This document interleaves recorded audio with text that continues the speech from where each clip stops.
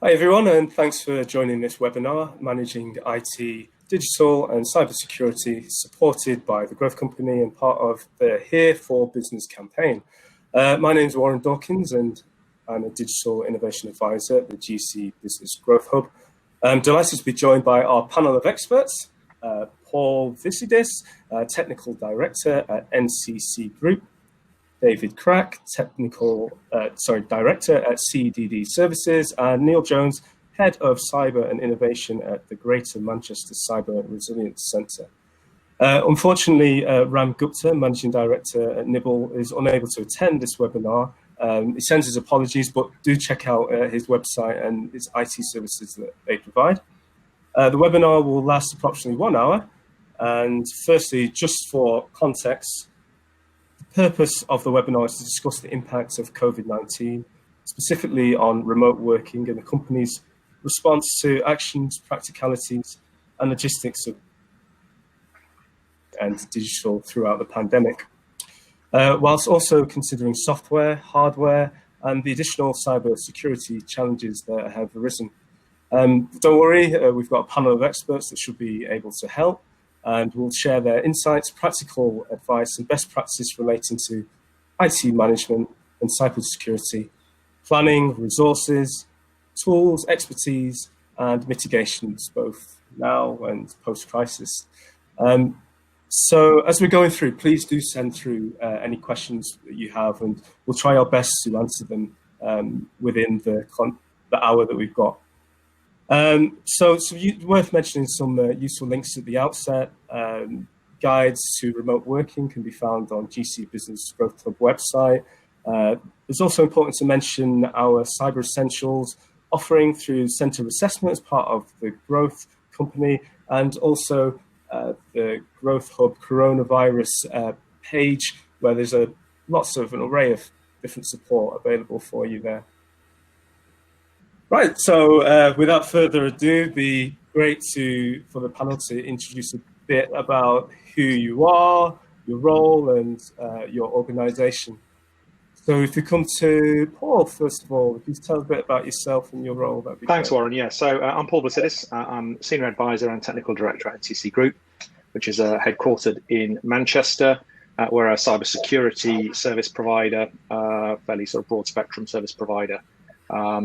And actually, for the small businesses that might well be attending this webinar, we also operate the Federation of Small Business Cyber Helpline, which I'll probably talk about later on as well, which is obviously helping small businesses to sort of deal with some of these sort of cyber issues during COVID. I mean, it's been running for actually a couple of years now, but they've been doing a lot of COVID stuff in the last few weeks.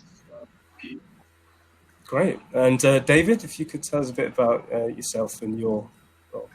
Yeah, so I'm David Crack. I'm the Managing Director of CDD Services. We provide compliance software tools and consultancy to small to medium enterprises and some large ones as well. Our focus is on leadership development, identifying the risks and issues around business resilience in this context here, and how we can use that to drive innovation. Great, and last but not least, Neil, if you could tell us a bit about yourself. Yeah, hi, good afternoon. I'm Neil Jones. I'm a Detective Superintendent with Greater Manchester Police. So I wear many hats. So I'm a Senior Investigating Officer, which means I deal with the sticky end of it. So last week I dealt with the murder over in Stockport, tragically. But I'm also a nationally accredited kidnap and extortion manager. So I deal with, for example, ransomware attacks on small businesses where they get a crypto demand, and it's how we help the business through the sort of incident response and what we do to negotiate or speak with those that are putting the ransom in place. But I'm here in the context as a director, as head of cyber and innovation at the Cyber Resilience Centre for Greater Manchester.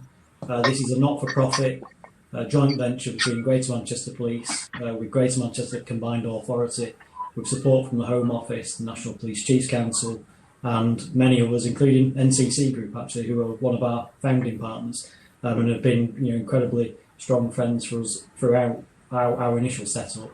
But our purpose really is to reduce the impact of cybercrime on our small business community. and we'll probably talk throughout today of how some of the methods and ways that we do that. Great. So there's lots of topics that have come through, lots of topics that we can discuss. The first one, to set this one up a bit first, is remote working in IT. I think just to use the growth company itself as an example of how they've adapted to remote working.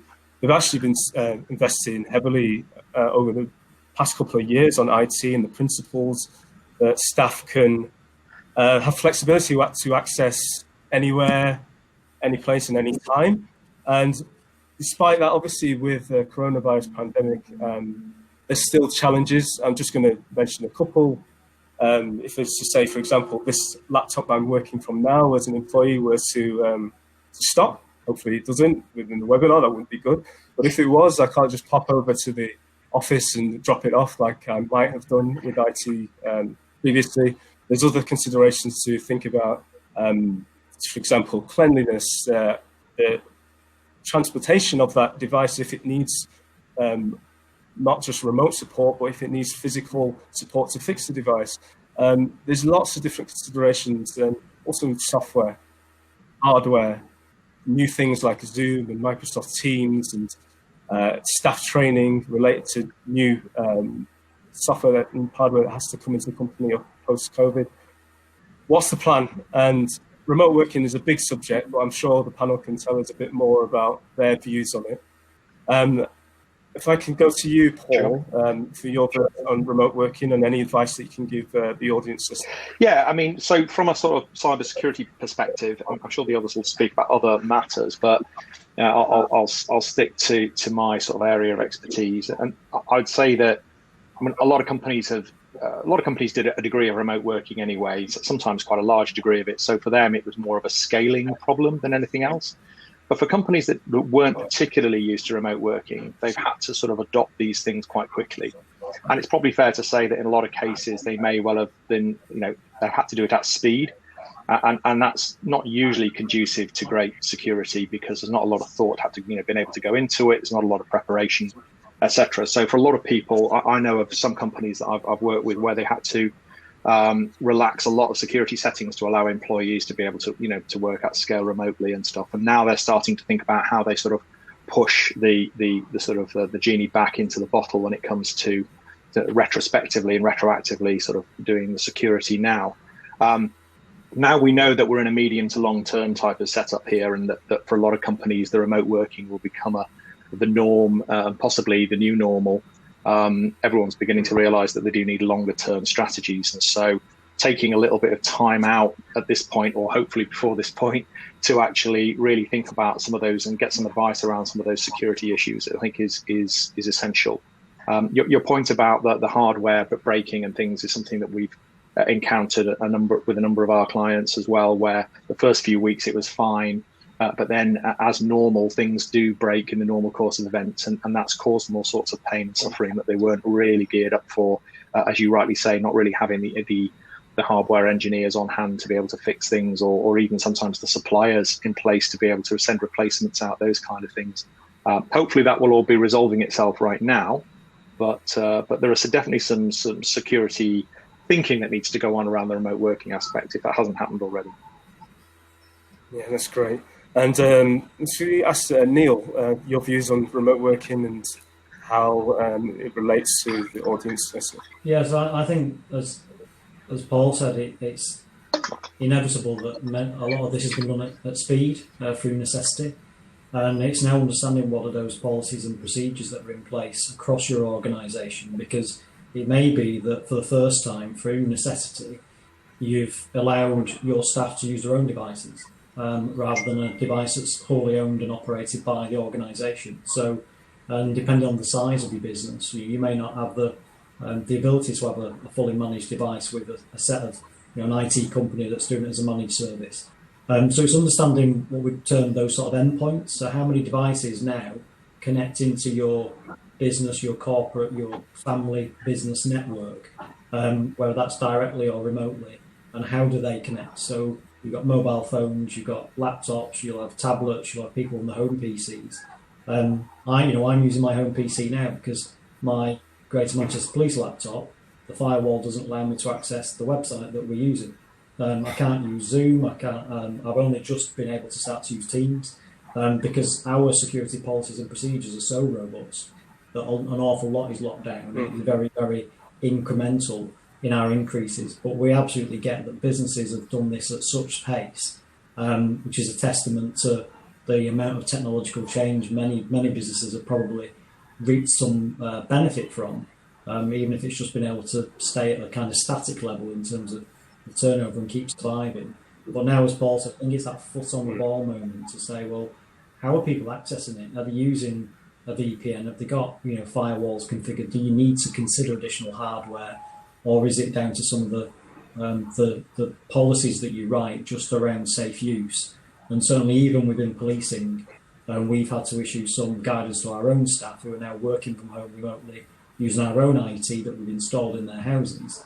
But we've had to remind people, even some of the basics, such as you get distracted at home. The dog barks, the Amazon delivery driver just dropped something off, or the kids are shouting.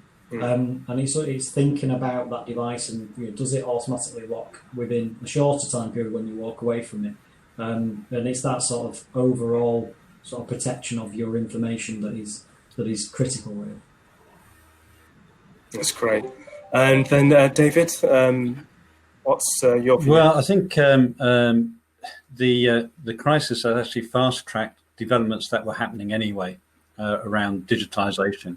But I think for small to medium enterprises, there's always been quite a resistance against some of those tools, simply because the need was questionable and often the investment too great, not just in the technology, but in training people.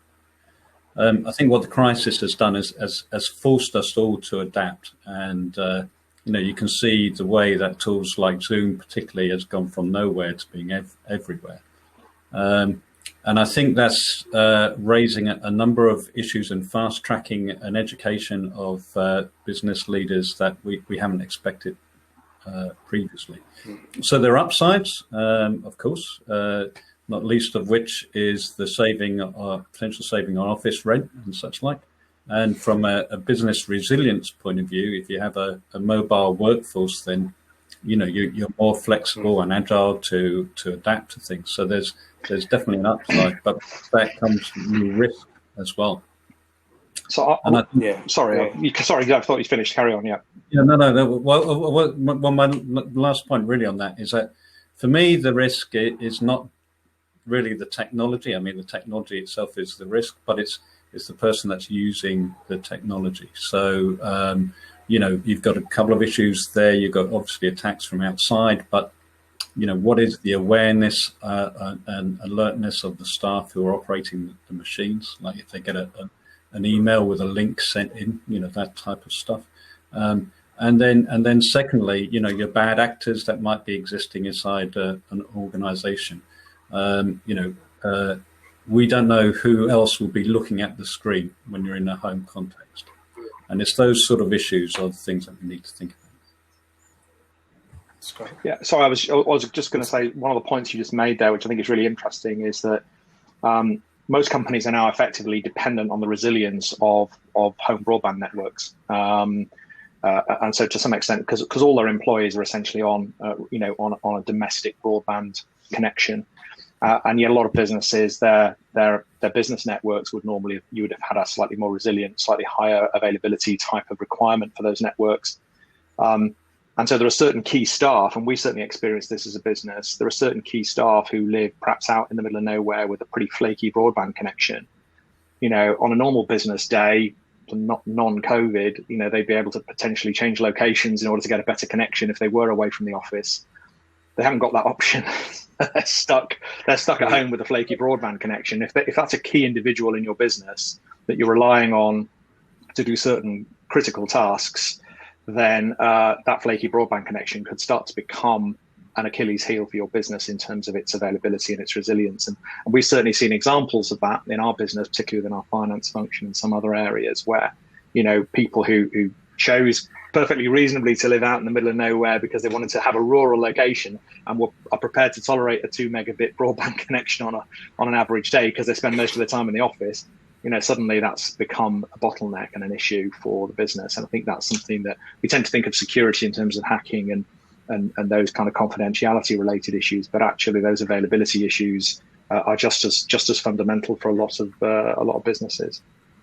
Yeah, and just back to the panel, sorry, in terms of off the back of that point, is there any advice that you could give to businesses that have staff out on the sticks, as you said, to solve this? So one of the things that I've seen done in the last few weeks is again looking at where you've got key roles that have to do certain things. If the reliability of the connection isn't there, you have to find other people in the business who can pick that role up in the event that it is sort of flaky. And I'm thinking there are certain things like sort of, I don't know, batch runs and certain things that have to happen in certain sort of departments or areas of the business. And those flaky connections can be, devastating. I mean, you mentioned Zoom. Everyone's mentioned Zoom. Yeah, I mean, we're living on Teams at the moment, which is great. But yeah, I've noticed to begin with, everyone was on the video on Zoom, and now everyone's realised that it consumes vast quantities of bandwidth. So quite a few people are dropping off the video now and just going audio only again. So because it's just saturating the networks. I mean, to be fair, the broadband providers have actually done a pretty good job. I mean, the general reliability has been exceedingly good, and it's probably exceeding the actual requirement when you look at the number of people on it. But nevertheless, it's a risk that has to be considered that perhaps before wasn't part of the risk thinking of that business. So, Great. Sorry, David. Well, I'm just living the dream on that one. I live in a rural location, right? So about 9:30 this morning, I lost all broadband. So you can imagine how that felt just in the run up to this conference. And then the broadband fairy turned up and it started working again at God bless it. You've got to turn around 3 times now you've said that. You do know that. But there are things. So what we tried to do here is there are providers who do provide a 4G backup if your broadband goes down. Yeah. So that's definitely something that needs looking at if that would work for you. The trouble is for a rural location like us, I can't get 4G network, right? So it's it's a good example of some of the issues that arise. That's great. So that's connectivity. Is there any advice on hardware or licenses that our businesses or our audience should be considering that anyone can give? I think one of the things that we've seen in one of our clients, which is not particularly hardware related, but is that we've helped to organise sending out emails to the staff that have links in them that pretend to be something other than what they are. Now they're friendly connections, but we've used that as an education tool, just to see, do people really think about clicking on a link or an email where the email address may not necessarily make sense. And we found that as being a good way of alerting people to some of the risks. I'm not sure if that's where the question is going, but a similar sort of thing could apply. Yeah, pretty much. This is a question that I'm going to go to Neil first on, that follows up on new practices and cybersecurity. I'll come to all of you, but Neil first, is there any advice that, from your perspective, on what people and companies should be doing in terms of adapting to new practices, and what have we got to look for in terms of IT and cybersecurity, and any advice there? Okay, adapting new practices. Yeah, well, I mean, there's some really great advice out there that's absolutely free. That comes from the National Cyber Security Centre, as the leading technical authority, and that's why, from policing, that's what we're trying to promote, the government, back standard around this. So the NCSE Small Business Guide, which is, you can download it for free. You can get it from our website at cyberresiliencecentre.com or direct from the NCSE. And that gives kind of 5 steps, really, of the basics that you should, sort of those real pillars around your password management, around backups and updates. But it's really usable. They do a very simple infographic as well that you can share with your staff, so it's quite accessible.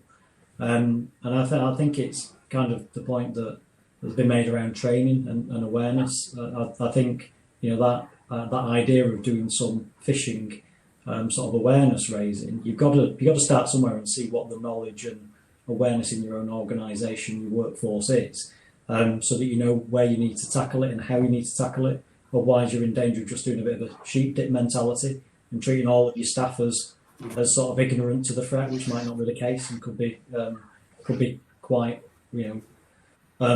rude against those that are a bit more clued up to it.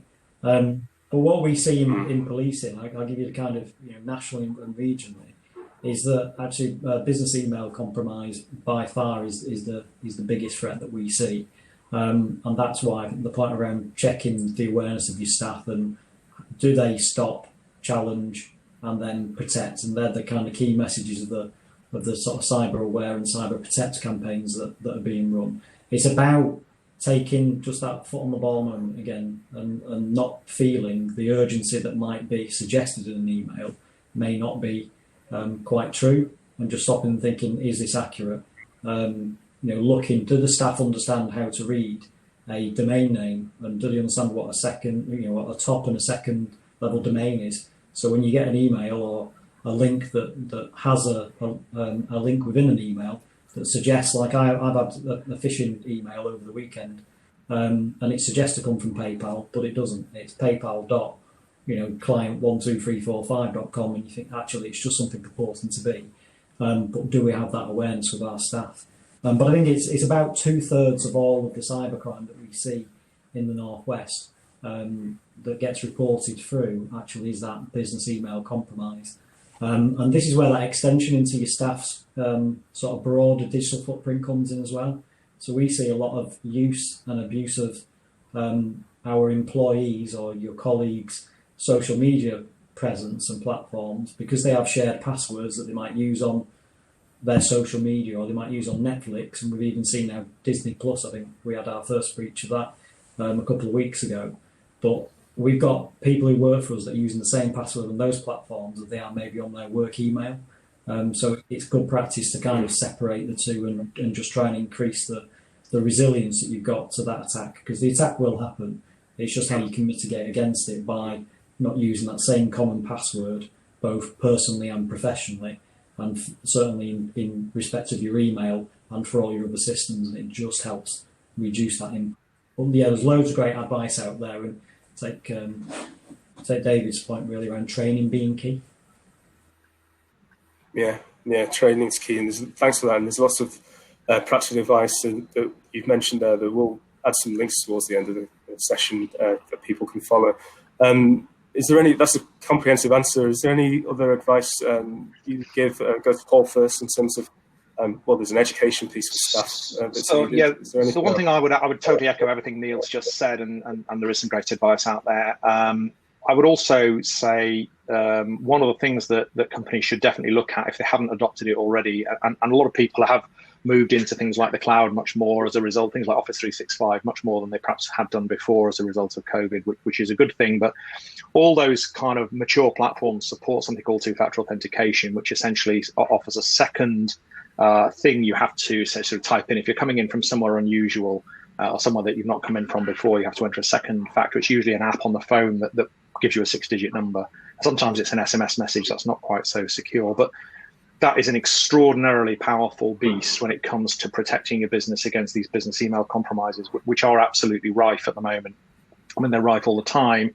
All of the criminal gangs have jumped on the COVID bandwagon. And picking up on the point Neil made about domains, you're absolutely right, of course. And the problem is that domains that contain the word CDC or WHO or COVID, all those names are available, or they certainly were a few weeks ago, for like probably, $1.99 a year for sort of, COVID something or other.com, and the criminals have bought huge quantities of those domain names and have basically, are sending out lots and lots of email that looks official, in fact, you spot phishing emails because they're sort of badly spelled or they've got rubbish English in them. And those days are sort of behind us, really. I mean, they're much slicker than that now. And these emails look really, really sort of convincing.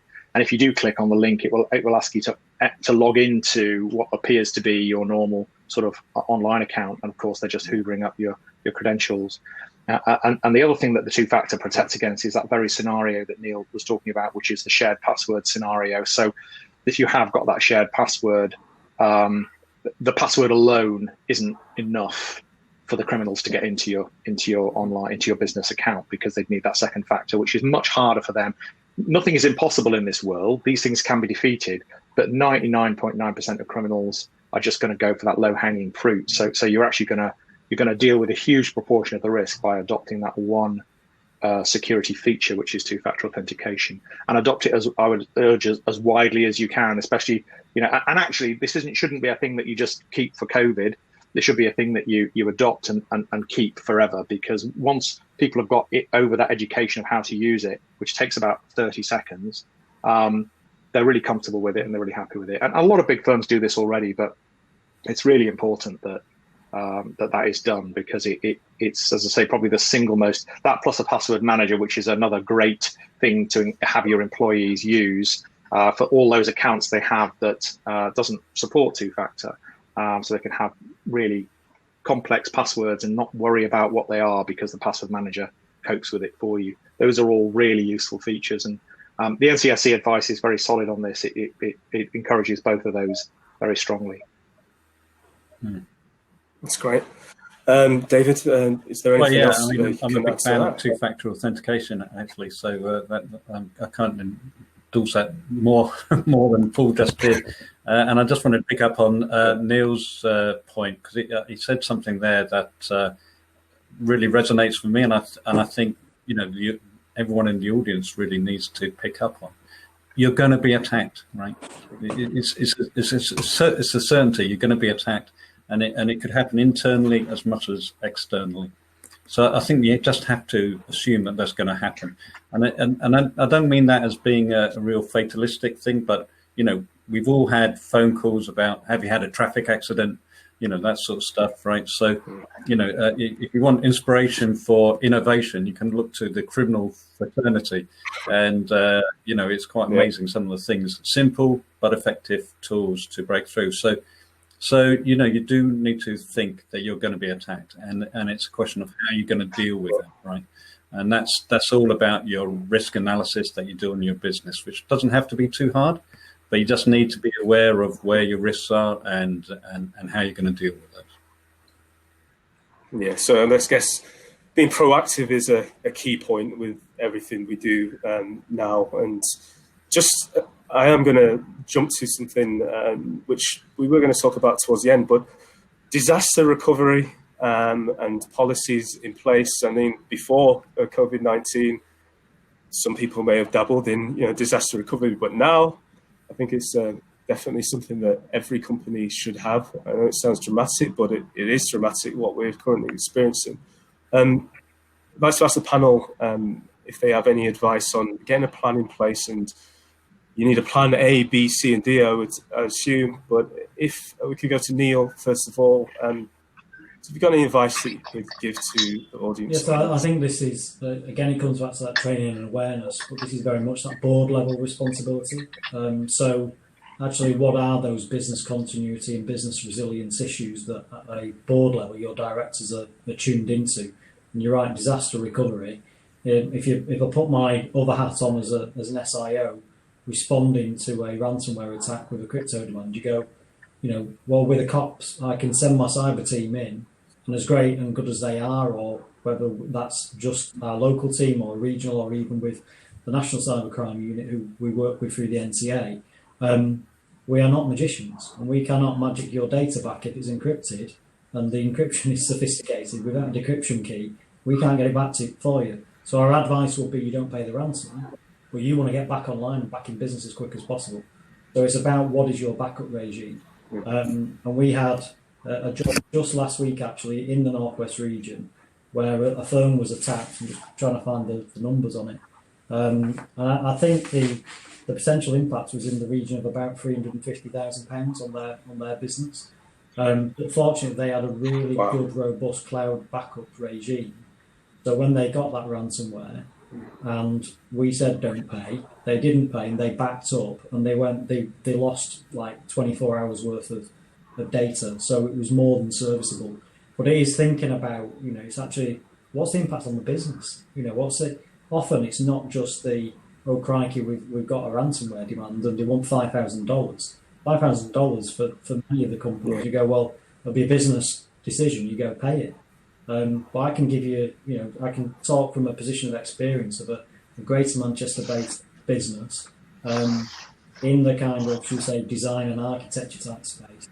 They were hit with a demand. They were offline for nearly a week because they didn't have a sufficient backup regime. They plugged a solid-state drive into their infected, network, and that got encrypted. So that was their one and only backup. And actually, they were offline for a week and estimated the impact on them at £1 million. And that's not to be sensationalised. This is the genuine stuff that's going on. So it's about, it's that preparedness and thinking now at a board level, what do we need to do to invest? I think, a good point has been made already around, offices are now starting to think about, do you need a physical space? And will some businesses be going back to a physical space where there's a cost? Well, some of that money might be very well reinvested into having a really good backup and disaster recovery regime. And the other obvious one is there's no good having a disaster or recovery plan that's just digital and sits on your system if your system gets encrypted. So you've got to think about where you have a hard copy of it in a safe, or whether you have a secondary copy of it on a different, probably in a cloud somewhere that you've got, and taking Paul's point that you access that via some form of 2FA so that that doesn't get compromised as well, because otherwise, when you absolutely need it most, you won't be able to access it. Yeah, I mean, just to pick up on, I totally agree with that. Backup's the key. One of the things I was going to make a point, it was actually a point I was going to make in the earlier question, which is one of the things that people are doing, the remote workers, is a lot of people are saving stuff to their local devices because they're working at home, they're saving stuff on their local C drives, etc. And obviously that means as a business, if that device fails, there may not be a backup of that. So it's probably an important consideration to think about how you sort of hoover up all of that sort of data, documents, etc., that have just been lurking for the last 10 weeks on people's sort of C drives, and make sure you get them into a cloud environment. Again, the people who've adopted Office 365, if they're using the actual features of the service, will probably already have a degree of backup built in. But don't be complacent about that. Don't just assume it comes with it as standard. You do need to check the settings, make sure that data is somewhere accessible to you, and you're not going to get hit by a ransomware type event. Yeah, well, David? I couldn't agree more with the points that Neil and Paul have made. For me, the key to all of this is, and it's the business resilience as well as the disaster recovery, is now more than ever is important for firms to revisit their risk analysis, or if they haven't done it, it's to begin to implement risk management into their businesses. Tracking the customer journey all the way through from when they become a customer, the services they provide, how you protect their data, where is that data, who has access to all of those things, walking through the journeys and just documenting down those risks. It has to be board-led, but you need everybody in the organization to participate in that. And if you have the risk register, then you can begin to get on top of this and begin to proactively manage different aspects of it, because this is a multi-headed beast. The detail and the technicality of it can be overwhelming, but actually the methodology and the way that you deal about this is the same as you deal with any business risk. You write it down, you manage it, you either avoid it, you accept it, you monitor it, transfer it. If you're going to move it to Office 365, you just repeat that process over and over again and keep that register up to date. And now more than ever, now that we're moving into this new way of working, that has to be done. Yeah.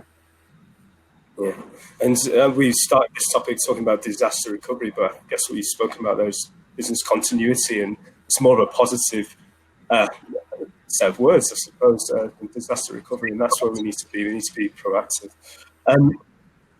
We've talked a lot about cyber security, but we need to talk about the management of IT. And I know I used the idea off the top of my head of my laptop breaks down, can't take it into the office. What about the cleanliness? And just in terms of the relations, cleanliness and the social distancing and the new laws that are going to come in place or are in place for looking after your IT.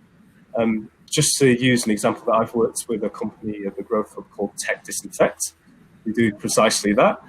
Before the COVID-19 lockdown, they were doing fairly well.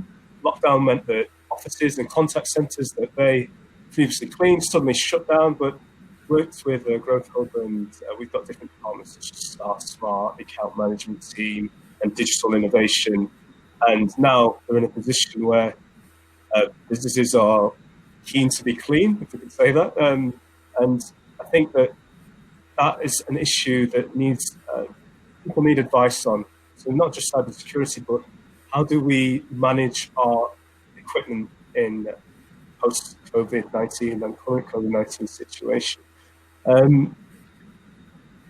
Paul, if I could come to you on this. Well, yeah, so I was actually having a chat to our head of IT last week, and they put in place a whole series of protocols around, the way that to protect the staff and also to protect both members of staff, the people doing the fixing and the people the user.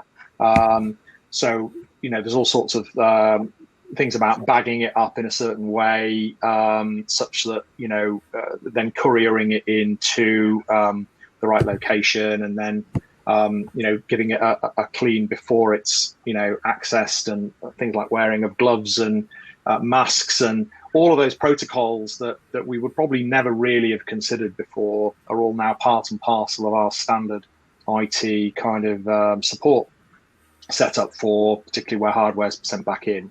And that's something that, again, that's been a sort of steep learning curve, I think, for those people in that department.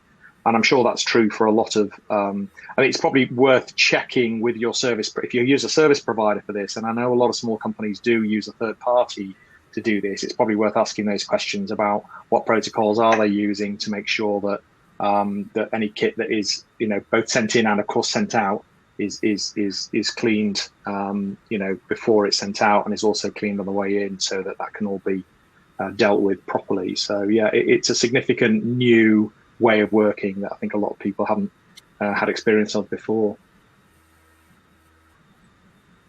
Yeah, and David, with CDD, is there anything that you're planning or you thought about this? Is there anyone you're advising on? Well, we've had some issues internally about that, actually. So we've got a couple of people that are working for us who have, partners or members of the family who are at risk, and who also have had to have equipment replacements at the same time. So how we dealt with that is actually much in the same way as Paul was talking about. In our case, we've got most of our equipment in a central location, locked away. But we did exactly what Paul was talking about, tried to clean it as much as possible. And actually the individuals receiving that were more aware of the risks than anybody else. So there's basic hygiene, and that, I mean, that's pretty much across the board with everything that we live in now, right? Yeah, definitely. Neil, is there any more that you can add to this? There's some learning from within policing. We have this debate around what's the organisation's responsibility versus what's that of the individual, and I think there is personal responsibility around some of this. You as a business owner or as an employee, yes, you need to operate in a COVID secure way, and many of us are thinking about 2 meters, and we're doing one-way systems, and one person in a lift at a time. But actually, this is an extension of it. So I think, as David said, when you think about your risks and issues, It's now starting to think in that extended term around what's the road to recovery and how are we going to operate in the future, and incorporating some of these considerations into your planning for the future. But also having, I think, just an adult conversation with your employees and saying it's no good the organisation going to all of these extent to, to disinfect and sanitise and send hardware out to you if you're not doing your part. So we're encouraging all of our staff at the start and end of every shift that they clean down their workstation. We're providing the wipes, the disinfectants, stuff to do that. And this is on top of, above and beyond our own cleaning regime with our team of cleaners who are doing a brilliant job to wipe down all the surfaces, all the contact points, the handles and everything else within an office environment. But the same goes at home. We're also going out to the shops, or getting the deliveries, and you've got that sort of trace element there. So it's just encouraging people, you might be at home in your own office, hopefully, but you still need to wipe your desk down and your keyboard and just try and keep about keeping those devices safe, especially if they are company equipment that have been provided to you. I think it's just that balance. Yeah, great. Thanks for that. And just staying with you, Neil, actually. So we talked about software and hardware, and what about the front-facing websites and, what kind of things should we be thinking about as an audience and as businesses with our front-facing your website is often, I describe it as your shop window, isn't it? That is your, and increasingly now where those physical sort of presences are going. So it's about how safe that website is and people's understanding of that. I think there's an increased awareness now around, what a padlock before a website and HTTPS is. It doesn't actually always mean it's secure, because you can go and buy a dodgy certificate for a website for next to nothing. So it's how you impart that sort of trust that upon your sort of customers, and that's one of the reasons why we're working with companies like NCC Group. So we're having that endorsement of having policing as being part of the Cyber Resilience Centre. Hopefully, gives that implicit sort of trust. You mentioned before about Centre for Assessment and work on Cyber Essentials. We've given them a badge as a trusted supplier. And quite deliberate that they then get the police logo alongside the Cyber Resilience Centre and that trusted status, because they've been through a form of due diligence with the NCSC, with IASME, and then through to the Centre for Assessment. So it's about showing a commitment that you've got towards your own cybersecurity. So we've done Cyber Essentials. I know the people have got their own opinions on it, but I think it shows it's a step in the right direction. There's various ISO accreditations and others, but I think it's about how you celebrate that actually and convey that message that your cybersecurity and the security of your customers potentially, especially if e-commerce is involved, is absolutely paramount. I mean, I was read recently that 9 out of 10 log-on attempts to e-commerce sites are made, they're non-human, they're made by robots. That's the extent. So whilst you put that friction in place, maybe with one of those capture programs to try and prove that your customers are real when they're trying to log in, it's trying to encourage the understanding of why, because you actually care about your potential customers, your clients' data, and that you're treating it seriously. It's why cookies are important, and that you've got that transparency around what your policies are and why you're recording any information and what you're going to do with it. So I think it's about having those things in place that might cause a little bit of friction in the customer journey, but actually, if you convey the message in the right way, you can increase the, I guess, the awareness, but also the understanding of those that are interacting with your site, that you're doing it for the right reasons and it's to protect them. Yeah, I mean, a lot of businesses, Paul, if they were sort of natively online before, probably they haven't seen a dramatic change as a result of COVID. But actually, there's a large number of businesses for whom online was if they had anything at all, it was just a static informational kind of page. And a lot of businesses, I think, have had to adopt an online channel pretty quickly. I mean, I think people have talked about 3 years worth of digital transformation in 3 weeks and this kind of thing, and a lot of people have rushed to quickly get an online channel up and running. I mean, even down to things like, restaurants that now operate an online takeaway service, whereas before they never did that. I think we're going to have online booking systems for haircuts in the not too distant future, whereas I don't think any of the barbers in my town have such a system at the moment. I'd be prepared to bet that they're all kind of trying to get something together, because who knows what that's going to be like, although I do look forward to that day. Yeah, I mean, I think that for those organizations that have had to adopt it, if they've rushed into it, that they probably haven't had security at the top of their minds and resilience at the top of their minds when they've done it. It's been a survival thing. It's an existential risk they've been facing. They need to carry on trading. I do think that asking some hard questions of your suppliers that you probably now, your new suppliers potentially that you have in this space, your service providers, about what they're doing about cybersecurity, backups, how they're protecting your customers' data, all those things. Of course, there's things like GDPR obligations, data protection. There's a whole raft of stuff that a lot of digital transformation programs spend months and sometimes even years considering before they kind of take the plunge. And some of these businesses have done it. They've done it. It's done. It's behind them there. But that's not to say that they shouldn't be revisiting that now, perhaps when the dust is settling a little bit, and saying, hang on a minute, okay, we're not going to change it particularly, but are there things we should be now doing to perhaps put right some of the things we did in a hurry in recent weeks?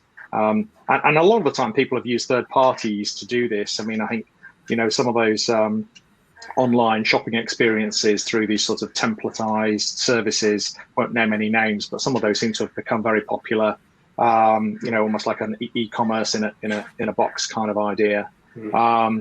And some of those delivery companies that you can get onto there, whether, that's Deliveroo or Uber Eats or any of those kind of things for the restaurants and stuff, that they've just adopted those. But again, even there will be security settings around what you've got, how you change the content on the site, who has access to it. All of those things need to be thought of, because, if it's going to become the new normal, which I think we all realize it is, then these things do need to be thought about. Yeah. Well, I mean, there's probably not much more to add to what Paul and Neil have already said. I think a lot of the stuff as regards websites and particularly security there's nothing new there, but there's an education piece again there, and there's an implementation of that education as well. So and that comes down to the human aspects of it. What I probably would, just to pick up on some of Paul's points, though, in these conversations, inevitably we're talking about risks and issues, and it's all heavy downside stuff that's good. But in actual fact, and a website is a good example of this. Once you have your risks and issues, if you work your way through those as to what's the root cause for these things to come about, then usually you'll find that you haven't got it right first time with the customer engagement, right? And particularly, as Paul was saying, the website is the first contact with the customer for the proper engagement point of view. So there's an opportunity here to really innovate in the way that you're selling to your customers, the way that you're bringing your customers into your business, that actually can avoid some of the downstream risks that you might be having with your data. There's enough sophistication now in cloud software and Paul mentioned 365 earlier. There's enough sophistication there that businesses can innovate quite dramatically if they want to, but you've got to go out there and learn how this stuff works. Yeah, precisely. At this point, there's quite a few questions coming through online, which is great. So let's jump to some of the questions from the audience. With me. So there's a question about e-commerce and security in regards to e-commerce. Is there any advice you would give? I know, Neil, you mentioned e-commerce briefly, but But questions to the panel. So the only thing I would like to point out is, I think Amazon fell foul of this. There's a story in the press today that one of their listings on one of their pages was subject to racist abuse or something. If you search for a particular item, and let's face it, they probably know what they're doing. So anybody can potentially be a victim. I would say, if you're currently now having to manage a lot of online content, again, making sure the security and the access control around that management is done properly. And again, we've mentioned things like two-factor authentication already. We've mentioned stuff like password managers. These are all essential if you're going to do that, because if someone else gets access to that content, they could basically wreak havoc, with what is now currently your shop window, to use Neil's phrase earlier. So. You absolutely do need to think about that. I mean, the temptation to say, "Oh, we've now got this online content. We'll just send the password around to everyone in the business, so everyone can log in and make changes or change price changes or whatever." That has potential disaster written all over it. So it's just building some of those processes and procedures around how you manage that stuff, I think, is fundamental, really. And Cyber Essentials is a great benchmark for. Generally for InfoSec for a company and cybersecurity for a company, but there's great advice out there. If you just do a few Googles, you'll get some great advice on how to do this stuff properly.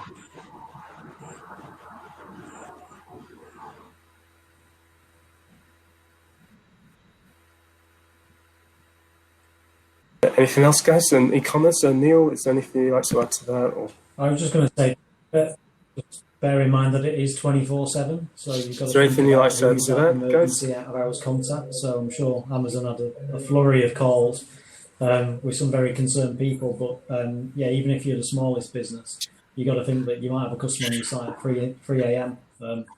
Because they could be anywhere in the world. It doesn't matter, you're in bed. So just think of who's able to respond if there is a critical issue at that time. But if you're using decent providers for your financial transactions, that's very well regulated anyway within the financial services industry. So it takes you a step in the right direction. Well, the only other thing I would add on that is... And anything else to add on that, it depends on your business. It depends on what type of business it is. But it's actually working out what is the right customer due diligence that you want to apply to people that are coming into trading with you. And also for the staff that are working for you. So you apply the level of due diligence that is appropriate for the risk that exists in the business. So, and there are plenty of tools to do that, getting that right is again will save a lot of problems downstream.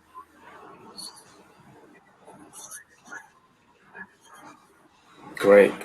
Now we've only got 10 minutes left, and there's quite a lot of questions. So if we maybe do one more question, and we'll endeavour to cover the rest. And if you've emailed in or sent you messages via the chat, we can hope to get back to you directly if we can. Just having a look at the questions. There's a question here regarding broader IT and cybersecurity development and improvements for the future. What are the key areas that I should prioritise? Thanks for the question. Just repeat that, guys. So broader IT and cybersecurity development, what improvements for the future should I This is a bit of an it depends question, I think. I mean, if you're a company that's doing any development around, your online presence, or, you've got software developers in-house or even third-party developers, then building a secure development lifecycle around how you develop that code is something that you should be, if you're not already doing that, is something you should be considering, because everyone talks about agile these days, but for a lot of people, agile just means lash it together and don't worry about the security. So I would sort of strongly urge people to think seriously about that as a topic, if they're not doing so already. Other than that, we've talked about a lot of the sort of major changes. Things like Cyber Essentials is a great benchmark to use as a sort of if you look at it as a checklist almost, even if you don't go with the certification, think of it as a checklist of things to cover off. You'll actually be moving your maturity along significantly from a cybersecurity point of view. So I would sort of probably cover those two off, I think.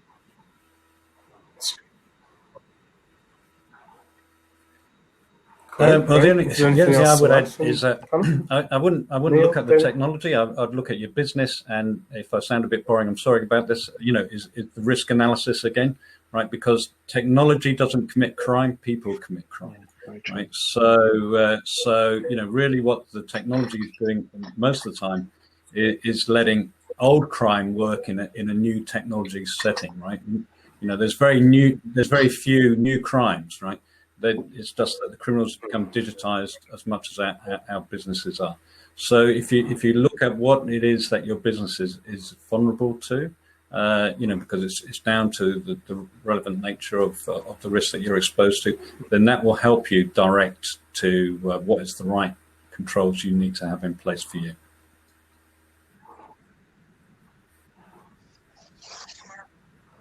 There's one question in a different question that I just want to squeeze in quickly now. And I'm going to ask you, Neil.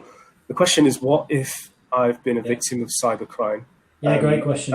Assuming they contact you somehow, Neil, but if you could give an answer. So less than 1% of all cybercrime gets reported, and that's cyber-dependent crime, where we're talking denial of service and computers, attacking computers. But and some of it is a lack of awareness that we've even got capability. But we do, we've got a specialist cybercrime investigation team in Greater Manchester. We've just invested £500,000 in additional resource, with another £500,000 coming later in the year. So the answer is, if you're under attack now when it's live, then you can pick up the phone, ring 3 9s, and actually that'll get routed through to your local police cyber investigation team, and they will work with you, and they're victim led. So if your priority isn't the evidential sort of to be put into court, but you want to get back in business, which is often the case, then we'll be led by you. And incidentally, we're not going to shock you to the ICO. That's your responsibility, not ours. So we don't do that bit. If you're not under a current attack, but you think that you've been a victim of cybercrime, or maybe with your phishing campaigns and whatnot, then you can ring 101. You'll speak to local force, but they'll put you in touch with Action Fraud, who is they're the national reporting mechanism currently for cybercrime. But at the CRC, we're working with the National Cybersecurity Centre on Project Fortis, which is the new cybercrime reporting portal that will be on the government, gov.uk website, and that'll start with a new online reporting tool for businesses before it moves to individuals, and that'll just speed up the way in which you get in touch with authorities, and we can then triage it and make sure you get the best appropriate support that you can do. But what I would say is actually prevention is key. A lot of this isn't about reacting to the crime, it's about helping you from everything that you've heard already around training, around how your boards are wear, what you do around exercising to make sure that your organisation has protected from becoming a victim. Because as I said before, it's not if, it's when. And I would much rather that you don't become a victim because you've got good crime prevention awareness in the cyberspace, rather than coming to me after the fact when we've got to try and pick up the pieces and get you some money back that you might have lost.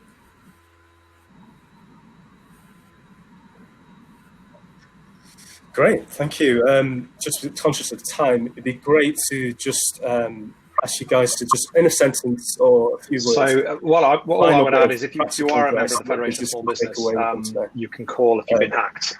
Just following on from that question, you can ring the cyber helpline, which is 03450 727 727. You do have to be an FSB member to avail yourself of that service, but they will actually help you there and then with that issue, and you actually have access to forensic investigators.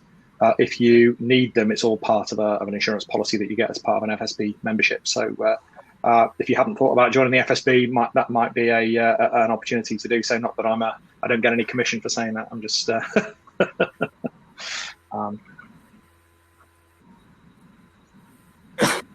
Thanks, Paul. And just final. So this all comes from the top. It's about setting the right culture inside the organisation around the training side of it. And in case I haven't mentioned it before, it's about getting your risk management right. Okay.